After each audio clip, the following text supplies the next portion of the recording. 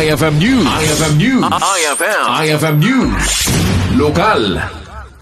Maragsakan ni Ms. Mary Jane Llanyo, mangidadaulo ti City Tourism Office iti panakatendar ti delegasyon ti LGU Lawag iti Regional Comprehensive Economic Partnership wenno RCEP activity anaangay iti China. Kuna ni Ms. Llanyo, akadwana digiti sumagmamano a department heads kendwa a konsehal iti syudad iti panakipaset iti nasao nga aktibidad.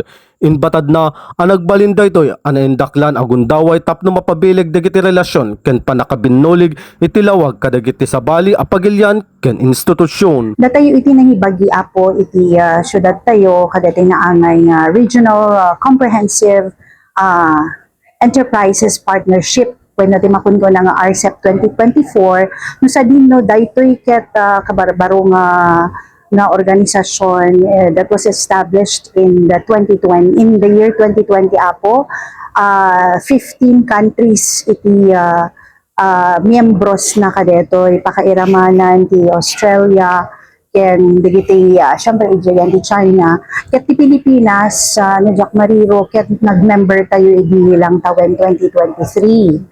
Now, the very goal of this organization is to promote partnership in the grassroots level.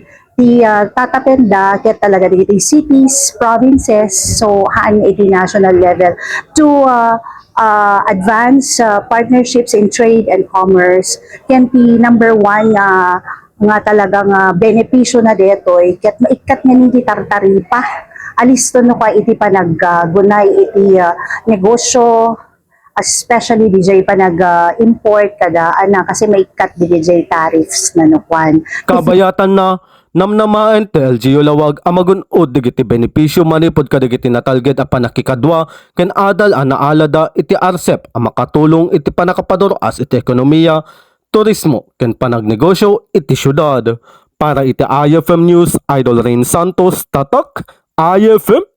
IFM News. IFM News. IFM News. Lokal.